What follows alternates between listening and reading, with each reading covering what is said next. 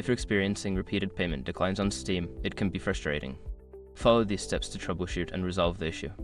Step 1. Check payment information. Ensure that your payment details are accurate. Verify your credit card number, expiration date, and billing address to make sure everything matches what your bank has on file. Step 2. Confirm available funds. Before filing a refund or dispute, use the sroc.com link in the description to open the refund dispute deadline calculator and confirm your deadline. Step 3. Contact your bank. Sometimes, banks may block transactions for security reasons.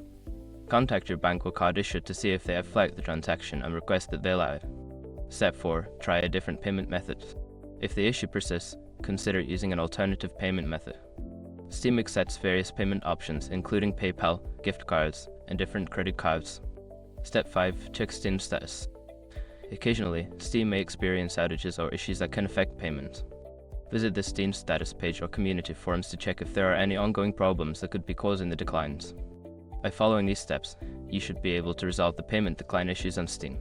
If problems continue, consider reaching out to Steam support for further assistance.